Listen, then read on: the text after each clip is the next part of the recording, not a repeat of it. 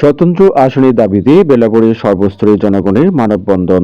দীপ্ত শপথে লড়ব, বেলাবুকে স্বতন্ত্র সংসদীয় আসনে গড়ব। এই স্লোগানে নরসিংদীর বেলাবু উপজেলাকে আলাদা সংসদীয় আসন করার দাবিতে মানববন্ধন করেছে সর্বস্তরের জনগণ।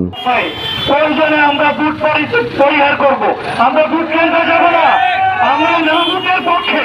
আমাদের যদি আসন দেওয়া না হয় আমরা কোনো দলের হয়ে আমরা বুথ কেন্দ্রে যাব না।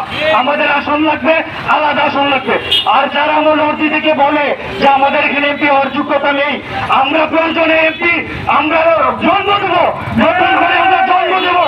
আমাদের কানা নোলা বেঙ্গুরা যেমন হোক, আমাদের নিচে শান্তি লাগবে, আমাদের নিচে শান্তি লাগবে। আমাদের বেলাবরের প্রেক্ষাপট আমরা চেঞ্জ করতে চাই। আমরা বেলাবরটাকে আমরা আরো অনেক উন্নতির শিখরে দেখতে চাই। শনিবার বিকেলে উপজেলার বেলাবু বাজারের শাপলা চত্বরে স্বতন্ত্র সংসদীয় আসন বাস্তবায়ন পরিষদ এর ব্যানারে এ মানববন্ধন অনুষ্ঠিত হয়।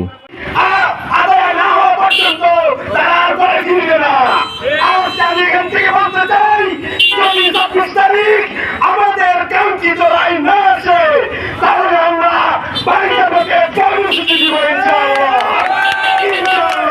এই সময় বক্তারা বলেন, বেলাবু উপজেলা নরসিংদী জেলার একটি গুরুত্বপূর্ণ প্রশাসনিক ইউনিট। জনসংখ্যা, অর্থনৈতিক সম্ভাবনা ও ভৌগোলিক অবস্থানের কারণে বেলাবু উপজেলার স্বতন্ত্র সংসদীয় আসন হওয়ার যোগ্যতা রাখে। বর্তমানে বেলাবু নরসিংদী ৪ বেলাবু মনোহরদী আসনের অংশ হলেও স্বতন্ত্র আসনের দাবি উপজেলার সর্বস্তরের জনগণের। মানববন্ধনে বক্তব্য রাখেন স্বতন্ত্র সংসদীয় আসন বাস্তবায়ন পরিষদের সদস্য সচিব মোহাম্মদ ইসলাম উদ্দিন, উপজেলা বিএনপির সাবেক সাধারণ সম্পাদক নাসির উদ্দিন ভূঁইয়া, বেলাবু সদর ইউনিয়ন বিএনপির সাবেক সভাপতি এ.কে.এম. আখতারুজ্জামান সহ প্রমুখ।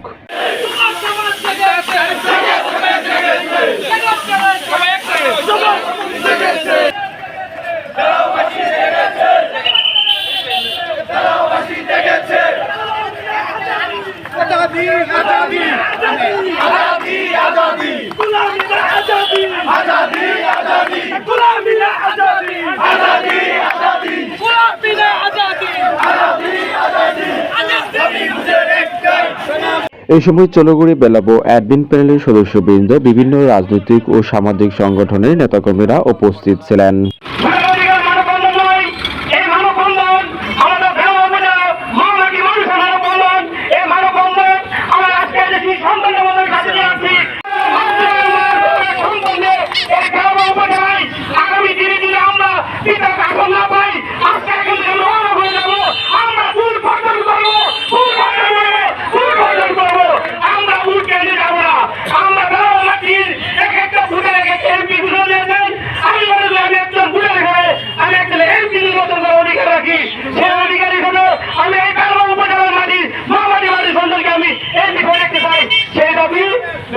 বৈষম্য বছর বছর ধরে চলে আসছে এবং আপনারা অনেকের হাতে লিফলেট পাবেন। এই লিফলেট দেখবেন এই বৈষম্য বেলাবু এবং মনোহরদী একটা উপজেলা আরেকটা উপজেলার তুলনায় কতটুকু এগিয়ে আছে। আজকে শিক্ষা, স্বাস্থ্য, যোগাযোগ সকল ক্ষেত্রে বেলাবু উপজেলা পিছিয়ে আছে। বেলাবু উপজেলার প্রত্যেক বছর শত শত পরিবার নরসিংদী বা ঢাকায় মাইগ্রেট হচ্ছে শুধুমাত্র সন্তানদের পড়াশোনার জন্য। আমরা এই বৈষম্যের অবসান চাই। এই নেতৃত্ব শূন্যতা এবং যেই দোহাই দিয়েই হোক বেলাবুকে বৈষম্যের রাজনীতির শিকার করে বারবার বঞ্চিত করে রাখা হয়েছে। আমরা এর অবসান চাই ইনশাআল্লাহ। আজকে যারা রাস্তায় নেমেছেন, ভবিষ্যতে প্রয়োজন হলে আপনারা আবার রাস্তায় নামবেন। আমাদের এই দাবি ইনশাআল্লাহ আদায় হবে সবাইকে। আরে কোথায় সেই বরাবরের উন্নয়ন আমরা পাচ্ছি না। সেজন্য আমাদের সকলে একত্রিত হওয়া, আমাদের এই দাবি চালিয়ে দিতে হবে যতক্ষণ না পর্যন্ত আমাদের দাবি বাস্তবায়ন হয়। আমাদের কার্যক্রম চলবে যতক্ষণ পর্যন্ত আমাদের দাবি সফল না হয়। আরে আমাদের বুকের রক্ত দিতে শিখেছি 24-এ, আবার রক্ত দিব। আমাদের দাবি অবশ্যই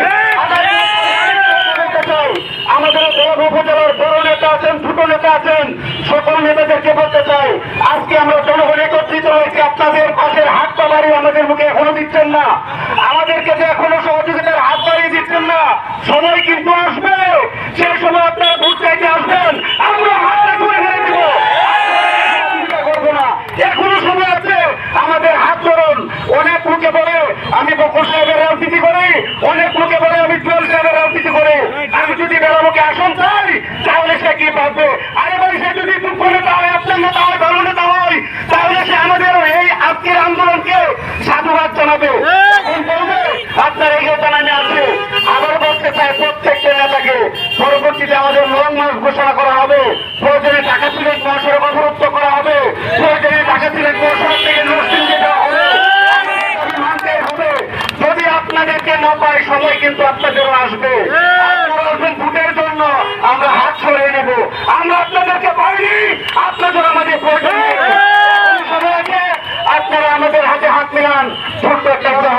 বিশ্বাস করতে চাই। দুটি লোক পাথরের মধ্যে, একটা পাথরের খনির মধ্যে কাজ করে, বড় পাথর, দুটি লোক অক্লান্ত পরিশ্রমে সেই পাথরগুলো ভাঙার চেষ্টা করতেছে। একটা লোক ভাঙতে ভাঙতে অক্লান্ত পরিশ্রমে 1 সপ্তাহ 2 সপ্তাহ 1 মাস হয়ে গেছে, পাথর ভাঙে সেই লোকটা চলে গেছে। তখন বাদ বাকি যে লোকগুলো তার হাসাহাসি করতেছে, আরে ভাই এটা সম্ভব না, সে পাথরে কেন তুই ঢিল মারিস? তখন যে লোকটা বাকি ছিল সে লোকটা একের পর এক দিন নয়, সপ্তাহ নয়, মাস নয়, 2-3 মাস যাবৎ সে একের পর এক ঢিল মেরে গেছে। হঠাৎ করে সে পাথরটি ভেঙে গেছে, দ্বিখণ্ডিত হয়ে গেছে। তখন অনেকগুলো লোক বলো, আরে ভাই এক বাড়িতে পাথর ভেঙে গেছে। তখন বলেছিল এক বাড়িতে নয়, এই বাড়িটা 1 দিন নয়, 2 দিন নয়, সপ্তাহ নয়, মাস নয়, 2-3 মাসে প্রতিফলনে একটা বাড়িতে আজকে ভেঙেছে। সকালে যদি 1 দিন 2 দিন 3 দিনের মধ্যে আন্দোলন চালিয়ে যেতে চাও, আমাদের যদি একটা উদ্দেশ্য থাকে, যতদিন পর্যন্ত বাস্তবায়ন না হবে ততদিন পর্যন্ত বুকের রক্ত দিব, তারপর আমরা পিছপা হবো না ইনশাল্লাহ। আমরা তোমার শান্তিপ্রিয় শান্ত ছেলে, তবু শত্রু এলে অস্ত্র হাতে করতে জানি, আমরা প্রতিবাদ করতে জানি। এই গ্রামবাসীকে কিভাবে দিলে দিলে অত্যন্ত নীতিকলাটি ডিজাইন করে বাংলাদেশের সবচেয়ে ব্যর্থ উপজেলা করে দেওয়া হয়েছে। সারা বাংলাদেশে এই গ্রাম উপজেলা কি নবম দরিদ্রতম উপজেলা হতে পারে? ঢাকা শহর, ঢাকা সিলেট মহাসড়কের পাশে আরিয়াল খান নদী বিধৌত এই উর্বর ভূমি বাংলাদেশের সবচেয়ে বসবাস অনুপযোগী কেন হলো? কারা করলো? কারা আমাদের ভাগ্য নিয়ে ছিনিমিনি খেললো? কারা আমাদেরকে ধ্বংসের রতন বহাত করে নিবেদিত করলো? আমরা জেগেছে, তারুণ্য জেগেছে, তারুণ্যের ভাত ভাঙা উচ্ছ্বাস এবং চোখে চোখ থেকে কথা বলার যে দীপ্ত স্পিরিট, সেটা আমাকে স্বতন্ত্র সংসদীয় আসন বাস্তবায়ন করে যাবে ইনশাআল্লাহ। আমরা দেখেছি সাবেক একজন মন্ত্রী, আমি নিজে দেখেছি, একটা জানাজা বলছে বেলাবর মন্দির এমপি হইলে ওইটা আমি হুমায়ুন আমার ভাই বকুল হইব, আর কোন মায়ের এমপি যাচ্ছে না, এ জন্ম করে আমি নিজে এখানে শুনেছি ভাই।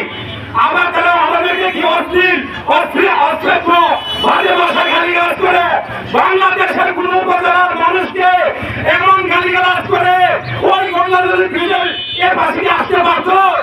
এটা আমাদের ব্যর্থতা, আমাদের মহাকাল প্রমাণ করেছে। ইংরেজির একটা কথা আছে,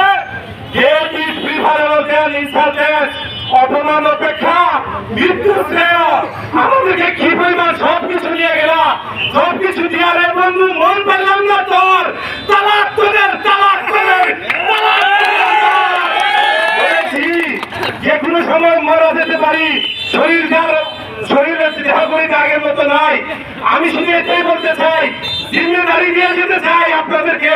আপনারা দীর্ঘ শপথ নেন, স্পষ্ট করে বলেছি যতদিন দরদামে থাকি, যতক্ষণ বেঁচে আছি, ওই মনোযোগ তথাকথিত নেতাদের পিছনে কোনোদিন আমাকে পাবেন না, কোনোদিন আমাকে পাবেন না।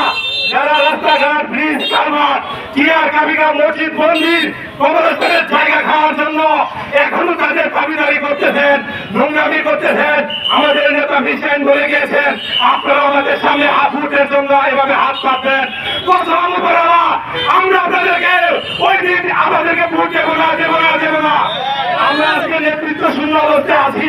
আমরা নিজেদের যতটুকু শক্তি আছে, পরের ভূ সাহেব দাদা, নিজের ভূ বাঙালের গাদা, আমরা নিজেরা আজকে মাঠে নেমেছি।